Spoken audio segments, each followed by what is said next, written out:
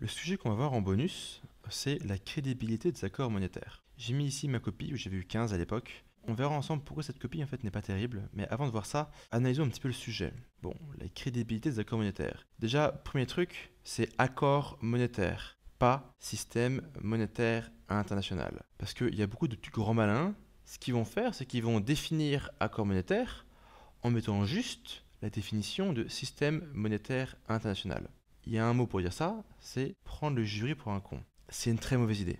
Le jury, comme tout le monde, il a un petit peu d'ego, il a un peu de respect, et quand tu le prends pour un débile, il s'en rend compte et il t'attend au tournant. Donc vraiment, quand tu as un sujet avec un mot qui ressemble à un truc du cours, mais qui n'est pas le mot du cours, n'essaie jamais, jamais, jamais d'arnaquer le jury. Je dis pas qu'il va forcément te massacrer, mais je dis qu'il y a une forte probabilité pour que vraiment il te sanctionne très durement. Donc, un accord monétaire, ça serait quoi? Un accord monétaire, on peut prendre la définition que j'ai mis ici. Alors, un accord monétaire, ici, on entend par accord monétaire une décision prise par plusieurs pays pour régler et réguler les relations entre la monnaie nationale selon un schéma défini. D'où sort cette définition? De nulle part. Je l'ai produite. Les accords monétaires peuvent être officiels, comme dans le cas de Bretton Woods, dont les accords seront fixés lors de la conférence en 1944, mais ils peuvent aussi être plus implicites et résulter d'un état de fait, comme pendant la période de l'étalon or. Comment j'ai produit ces définitions? J'ai répondu aux questions qui, quoi, comment, où et alors. La crédibilité.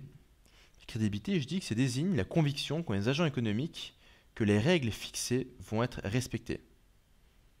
J'explique que ce respect dépend des structures économiques et de la mutation et de la conjoncture, mais aussi de l'engagement des États et des institutions monétaires.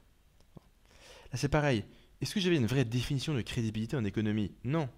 Mais j'ai réfléchi, j'ai dit, bon, voilà, la crédibilité, ça désigne la conviction qu'ont les agents que les règles fixées vont être respectées. Je mets règles parce qu'en fait, comme on parlait d'accord juste avant, ça renvoie à des règles quelque part. Ça, il faut que tu sois capable de faire ça. C'est que tu prends le sujet et tu sais de bidouiller autour. T'as pas toujours la définition, t'as pas toujours le mot exact.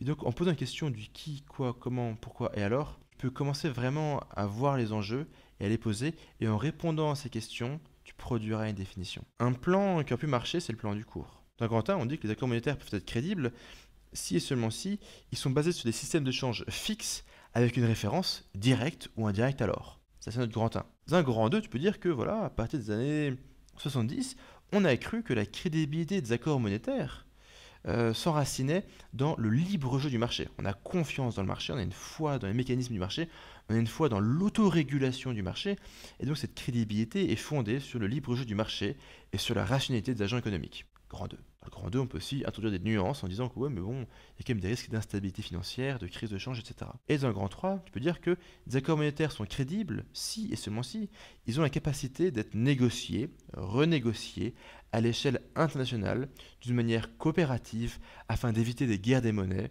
des dièmes de Tryphun et des situations d'équilibre non coopératif. Et on reprend le grand 3 du cours. On peut faire une belle opération de recyclage. Là pareil, petit point méthodologique, tout le temps ça marche de recycler, mais ça marche pas tout le temps. Il faut que tu sois prêt à tout moment à réfléchir et à analyser le sujet. Je vois trop souvent en fait certains de mes élèves qui recasent le cours à la lettre alors que le sujet est assez différent et que ça s'y prête mal. Après ils s'étonnent de se taper un 6 ou un 7 en DS ou en concours blanc. Bah oui, parce qu'en fait, recracher à la lettre, ça marche pas tout le temps, il faut aussi réfléchir de temps en temps. Attention à ça. Donc, voyons un petit peu cette copie. Je mets en accroche un truc tout pourri. Je parle de la Grèce et de la zone euro. Accroche catastrophique. C'est vraiment pas bon, il faut pas faire ça. Sur la définition, je me suis refait. Parce que la définition, je pense que je fais partie des élèves qui vont vraiment chercher à produire une définition en réfléchissant. Est-ce que c'est la meilleure définition du monde? Non, pas du tout. Mais j'ai fait un effort de réflexion pour analyser les mots du sujet et essayer de réfléchir dessus. Donc je définis accord monétaire, puis je définis ici crédibilité. Je vais un peu étoffer avec Ralph Hawtrey qui parlait de l'art des banquiers centraux qui sont chargés de faire respecter les parités fixes mis en place par le système de l'étalon or au XIXe siècle. Bon. Néanmoins, l'histoire économique fait apparaître que les accords monétaires sont souvent biaisés et que le respect scrupuleux des engagements est rare. Bon, voilà. J'essaie d'introduire des nuances et de montrer qu'historiquement, ce sujet est complexe. C'est pas brillant, mais si tu veux, l'idée de la partie histoire d'introduction, c'est de montrer à quel point le sujet est complexe. Là, à nouveau, il y a beaucoup d'élèves qui font des erreurs. Ça consiste juste à... Enfin, eux, ils pensent qu'il faut juste raconter l'histoire des concepts du sujet. Donc, s'ils ont croissance et chômage, par exemple, dans la partie histoire et périodisation d'introduction, ils vont littéralement raconter l'histoire de la croissance et puis après l'histoire du chômage. Ça, on s'en fout. La partie histoire d'introduction est juste là pour donner une perspective historique et d'ailleurs aussi souvent géographique, pour montrer que le sujet est passionnant et complexe. En général, on fait suivre la partie histoire par l'actualité, chose que je n'ai pas fait ici. Une petite précision, les méthodologies que j'ai développées après avoir intégré. C'est que certes, j'avais quelques astuces avant, mais après j'ai enseigné, j'ai suivi pas mal d'élèves, dans pas mal de prépas différentes, j'ai pu voir qu'il y avait plein de profs différents qui corrigeaient différemment, j'ai vu comment ils se sont débrouillés au concours, j'ai récupéré leurs copies, etc. Et c'est à partir de tout ça que j'ai développé des méthodologies. Donc c'est vrai que souvent les copies que je donne ne suivent pas vraiment les méthodos que je donne, pour des raisons évidentes, soit parce que c'est moi avant que je développe les méthodos, soit parce que c'est des copies d'autres élèves qui m'avaient pas forcément comme prof. Donc je pose une question, comment penser à la crédibilité des accords monétaires? Problématique minimale, hein. Bon, j'ai rajouté juste comment penser devant le sujet. Pas très brillant, mais ça passe. J'annonce le plan. Il semble que cette crédibilité soit à construire et résulte de l'établissement de règles cohérentes, grand 1. Mais si la crédibilité des accords monétaires est indispensable au commerce international et au développement économique, grand 2, force est de constater que cette crédibilité est éphémère voire factice. Je ne sais pas trop comment je t'ai noté. Si je devais spéculer, je dirais que j'ai eu une petite prime pour avoir produit un plan un peu original avec une réflexion. Mon plan, c'est ça. Dans le grand 1, j'explique comment on construit la crédibilité des accords monétaires. Dans le grand 2, j'explique pourquoi la crédibilité des accords monétaires est nécessaire. Et dans le grand 3, je pose la question et alors? Ou vraiment? Est-ce que c'est vraiment crédible? Est-ce que c'est vraiment un accord? Est-ce que c'est crédible dans le sens que les règles sont vraiment respectées? Deuxième idée, est-ce que c'est vraiment un accord? Dans la mesure où il y a quasiment toujours une puissance dominante et une monnaie internationale, est-ce que c'est vraiment un accord? Est-ce que je dirais les pays du Commonwealth qui ont accepté d'utiliser la livre sterling pour pas mal de transactions pendant la période impériale et coloniale, est-ce que ces pays, c'était vraiment un accord? Enfin, c'était un accord, mais s'ils disaient non, on envoyait l'armée et on chutait dans la foule. Donc on peut s'interroger sur la dimension du mot accord ici. Donc en fait, là, c'est un plan, donc comment, pourquoi, et enfin, vraiment. Et j'ai répondu à ces questions pour produire un plan. Donc tu vois que les questions qu'on pose pour essayer de définir les concepts du sujet peuvent aussi être utiles pour trouver un plan. Je ne dis pas que ça marche à tous les coups, mais je dis qu'il faut rester ouvert à d'autres options. Bon, 3 étoiles, et je développe.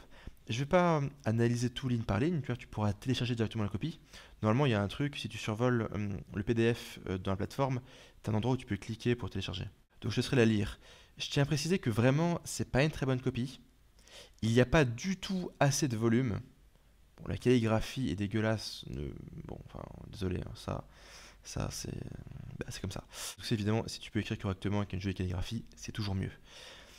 Donc toi, je t'invite à la survoler. Je pense que ça te rassurera. Tu verras qu'en fait, ce que j'ai écrit, c'est pas exceptionnel.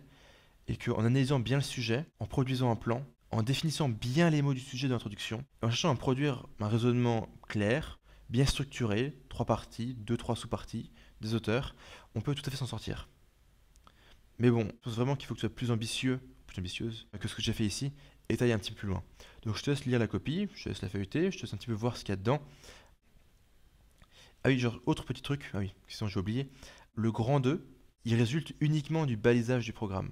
Quand j'ai balisé le programme sur les accords monétaires, je me suis dit, bon, où est-ce que je peux aller piocher? Je me suis rendu compte que je pouvais aller piocher facilement dans le développement et dans la mondialisation.